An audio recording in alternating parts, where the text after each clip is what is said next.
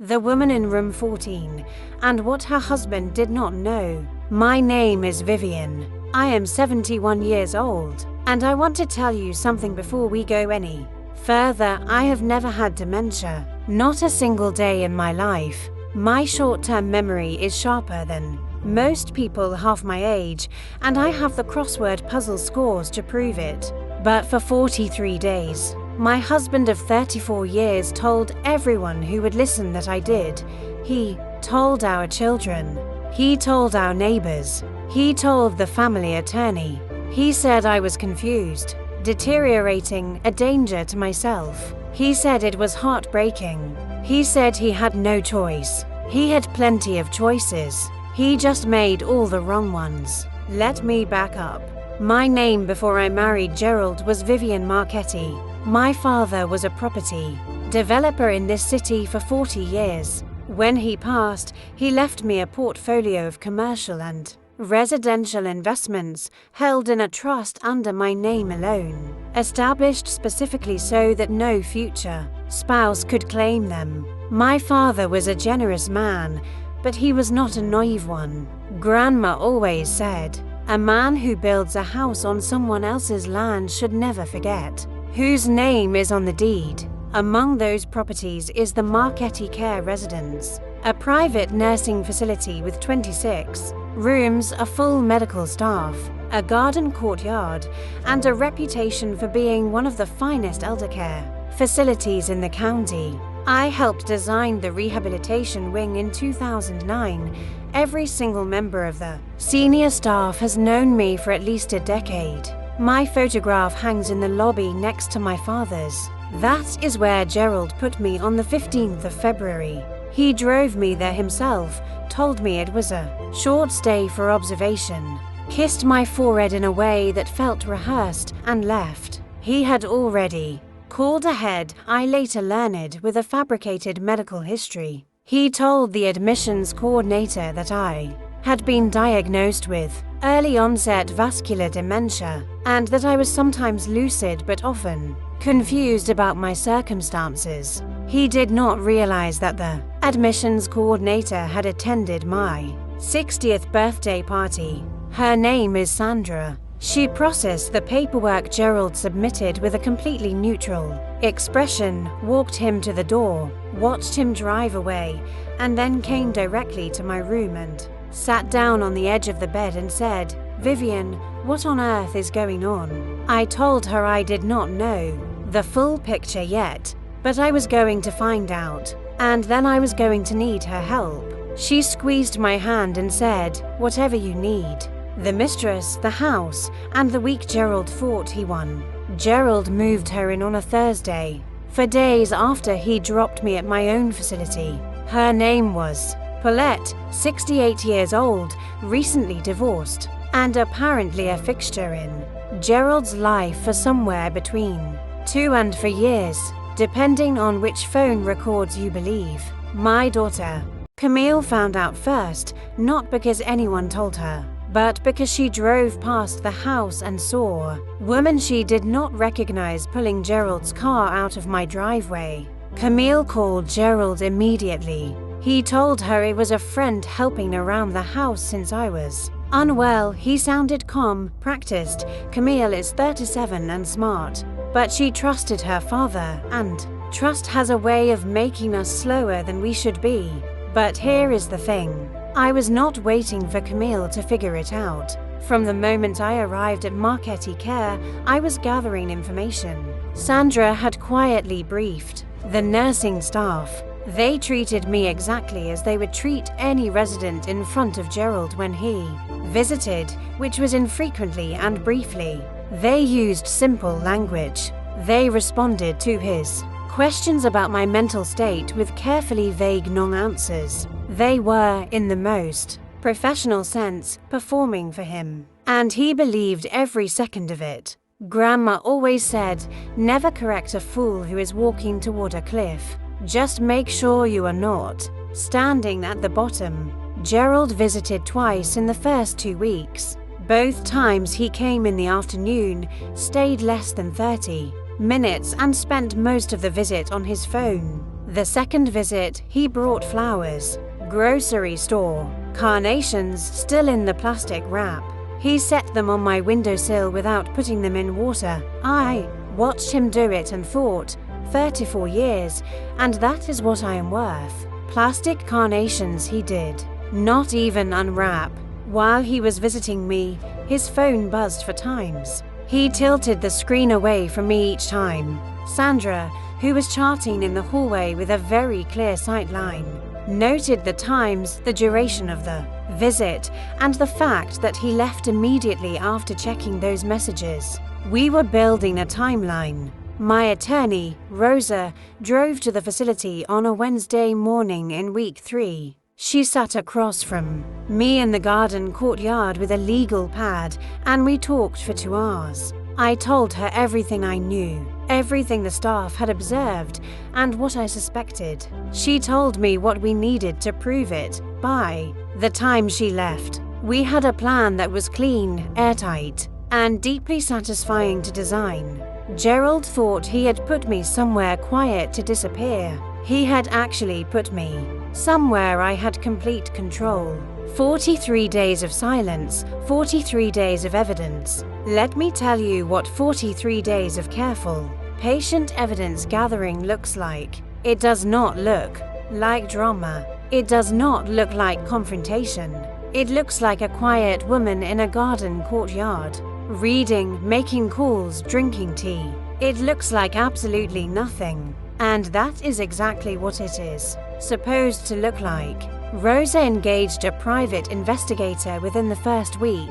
The investigator documented Paulette's presence at my home on 17 separate occasions over a 5-week period. He photographed her car in my driveway. He photographed Gerald and Paulette dining at a restaurant 3 blocks from our house on a Tuesday evening. The same night Gerald had called Camille and said he was too exhausted from caring for me to talk long. That phone call was recorded. Camille did not know I had asked her to keep notes. Our state has an alienation of affection statute and a fault-based divorce provision.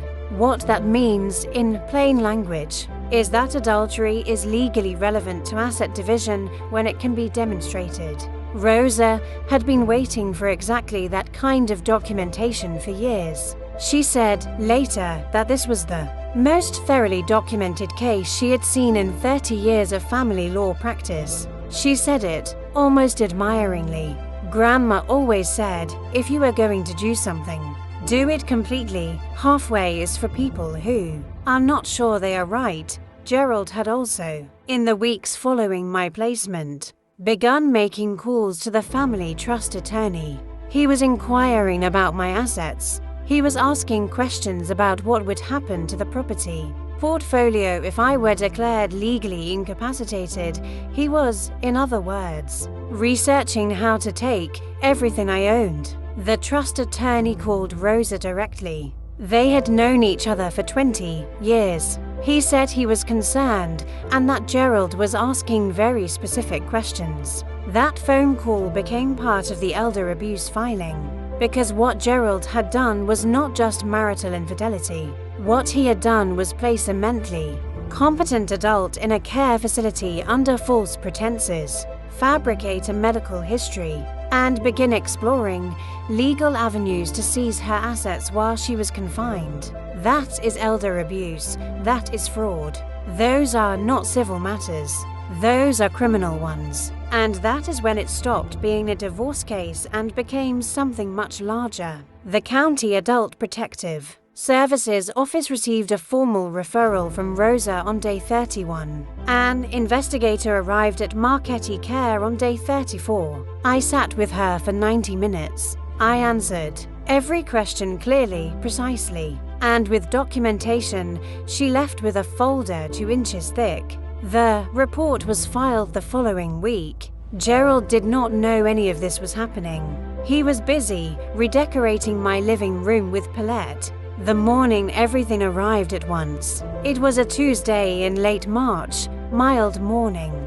Good light in the courtyard. I had my tea. I had my crossword. Sandra brought me a small vase of yellow tulips from the facility garden and set them on my breakfast tray without saying anything. Just smiled. I knew what day it was. We had planned it for weeks. At 9 in the morning, Rosa filed the divorce petition. Grounds listed: adultery, abandonment, and elder abuse. The petition also included an emergency injunction preventing Gerald from accessing, transferring, or encumbering any property held in my name or in the Marchetti family trust. That injunction was granted by 10:15. Gerald found out when his bank card was declined at a gas station. At 10:30, a process server arrived at my house. Paulette answered the door in what I am told was a silk robe that belonged to me. She was served with a notice of eviction from the property, issued by my property manager, citing unauthorized occupancy. She had 30 days, though Rosa told me privately she expected the property manager to enforce it faster given the circumstances. Grandma always said, "Be patient building the trap. You only need to spring it once." Gerald called Camille at 11. He was, by her account, incoherent. He kept saying there had been a mistake, that the accounts were frozen, that someone had made an error. Camille asked him, very calmly, where he had been sleeping for the past 6 weeks. There was a long silence. She told him she already knew. She had known for 10 days and had been waiting for Rosa's signal. She said she was deeply ashamed of him and hung up.